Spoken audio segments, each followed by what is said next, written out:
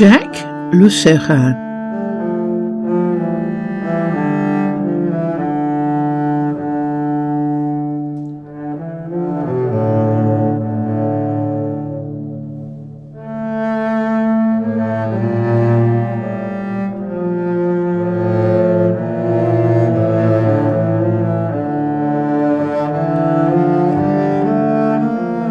Jacques Lusseyran, 19th of September 1924 to the 27th of July 1971, was a French author. He became totally blind in a school accident at the age of 7. But from that moment on, his spiritual abilities started to develop, so that technically his eyes were useless, but spiritually he developed blind sight. He wrote about his life, including his experience during the war, in his autobiography, And There Was Light.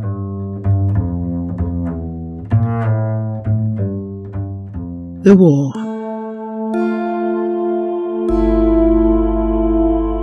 Germany invaded France in 1940. In the spring of 1941, at the age of 17, Lusseyran formed a resistance group called the Volunteers of Liberty with other students from the Lycée Louis le Grand and the Lycée Henri IV.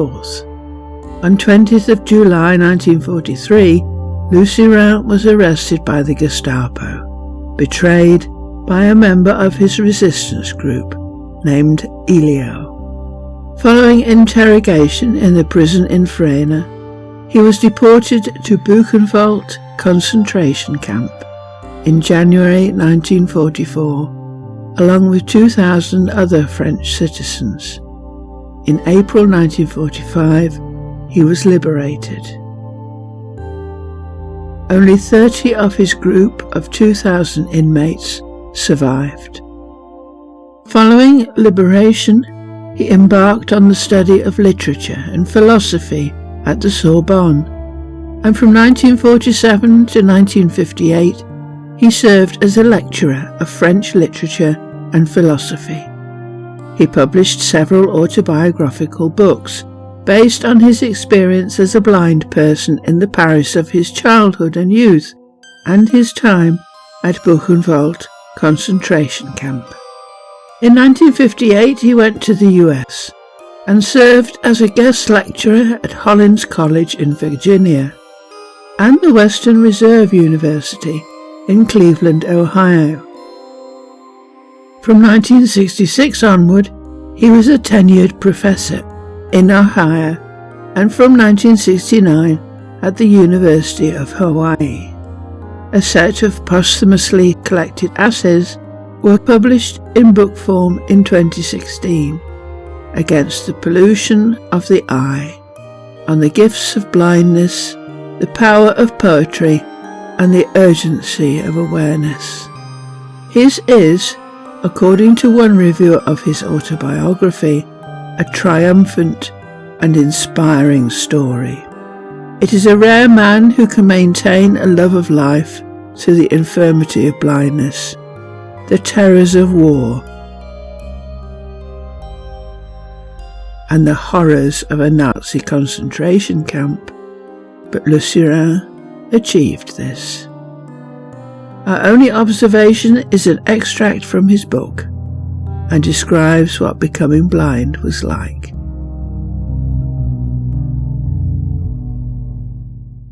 Jacques Lusseyran, And There Was Light.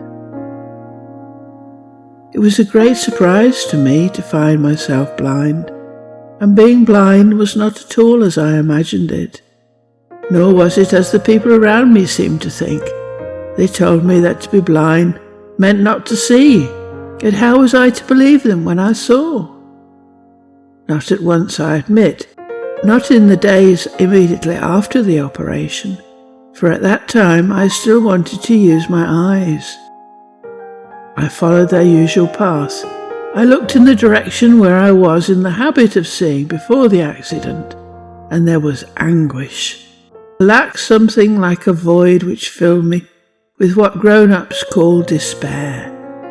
Finally, one day, and it was not long coming, I realized that I was looking in the wrong way. It was as simple as that. I was making something very like the mistake people make who change their glasses without adjusting themselves. I was looking too far off and too much on the surface of things. This was much more than a simple discovery. It was a revelation. I can still see myself in the Champ de Mars, where my father had taken me for a walk a few days after the accident. Of course, I knew the garden well, its ponds, its railings, its iron chairs. I even knew some of the trees in person, and naturally I wanted to see them again, but I couldn't. I threw myself forward into the substance which was space, but which I did not recognize, because it no longer held anything familiar to me. At this point, some instinct, I was almost about to say a hand laid on me, made me change course. I began to look more closely, not at things, but at a world closer to myself, looking from an inner place to one further within, instead of clinging to the movement of sight towards the world outside. Immediately, the substance of the universe drew together, redefined, and peopled itself anew. I was aware of a radiance emanating from a place I knew nothing about, a place which might as well have been outside me as within. But radiance was there, or to put it more precisely, light. It was a fact, for light was there. I felt indescribable relief, and happiness so great it almost made me laugh. Confidence and gratitude came as if a prayer had been answered. I found light and joy at the same moment, and I can say without hesitation that from that time on, light and joy have never been separated in my experience. I have had them or lost them together. I saw light and went on seeing it though I was blind. I said so, but for many years I think I did not say it very loud. Until I was nearly 14, I remember calling the experience, which kept on renewing itself inside me, my secret, and speaking of it only to my most intimate friends. I don't know whether they believed me, but they listened to me, for they were my friends, and what I told them had a greater value than being merely true. It had the value of being beautiful, a dream, an enchantment, almost like magic. The amazing thing was that this was not magic for me at all, but reality. I could no more have denied it than people with eyes can deny that they see. I was not light myself, I knew that, but I bathed in it as an element which blindness had suddenly brought much closer. I could feel light rising, spreading, resting on objects, giving them form, then leaving them. Withdrawing or diminishing is what I mean, for the opposite of light was never present. Sighted people always talk about the night of blindness, and that seems to them quite natural. But there is no such night, for at every waking hour, and even in my dreams, I lived in a stream of light. Without my eyes, light was much more stable than it had been with them. As I remember it, there were no longer the same differences between things lighted brightly, less brightly, or not at all. And I saw the whole world in light, existing through it and because of it. Colours, all the colours of the rainbow also survived. For me, the child who loved to paint and draw, colours made a celebration so unexpected that I spent hours playing with them, and all the more easily now they were more docile than they used to be. Light threw its colour on things and on people.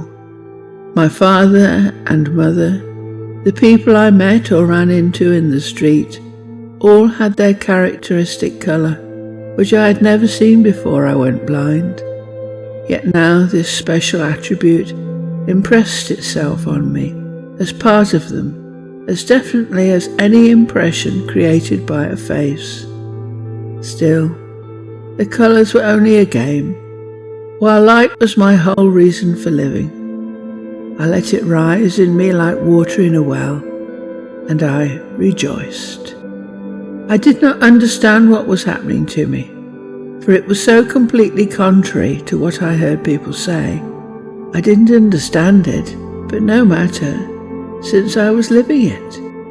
For many years, I did not try to find out why these things were going on. I only tried to do so much later, and this is not the time to describe it.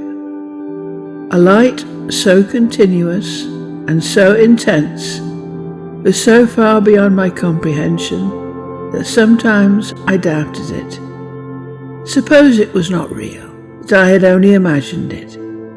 Perhaps it would be enough to imagine the opposite, or just something different to make it go away. So I thought of testing it out, or even of resisting it. At night in bed, when I was all by myself, I shut my eyes. I lowered my eyelids as I might have done when they covered my physical eyes. I told myself that behind these curtains I would no longer see light. But light was still there, and more serene than ever, looking like a lake at evening when the wind has dropped. Then I gathered up all my energy and willpower and tried to stop the flow of light, as I might have tried to stop breathing. What happened was a disturbance, something like a whirlpool, but the whirlpool was still flooded with light. At all events, I couldn't keep this up for very long, perhaps only for 2 or 3 seconds. When this was going on, I felt a sort of anguish, as though I were doing something forbidden, something against life. It was exactly as if I needed light to live, needed it as much as air. There was no way out of it. I was the prisoner of light. I was condemned to see. When I was playing with my small companions, if I suddenly grew anxious to win, to be first at all costs, then all at once I could see nothing. Literally, I went into a fog or smoke. I could no longer afford to be jealous or unfriendly, because as soon as I was, a bandage came down over my eyes, and I was bound hand and foot and cast aside. All at once a black hole opened, and I was helpless inside it.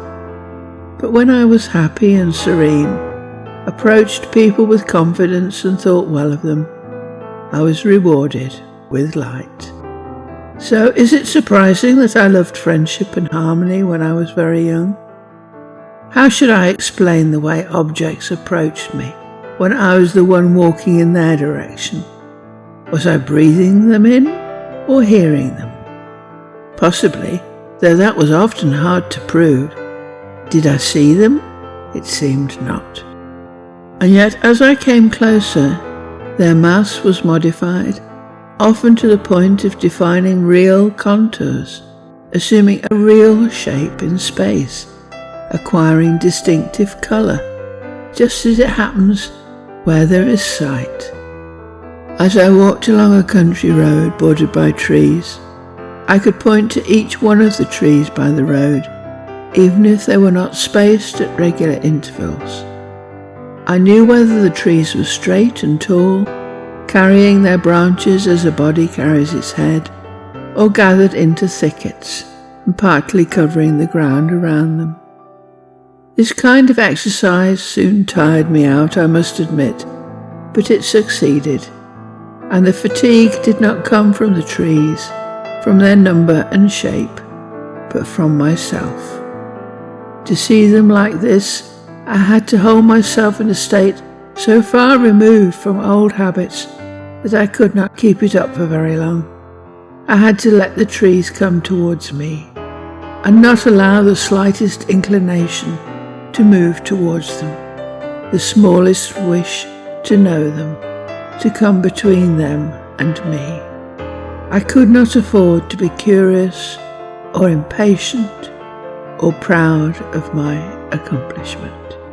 Jacques Lusseyran was killed in a car accident with his wife Marie, aged only 46, not far from Juvadet in France, where he had been happy as a boy.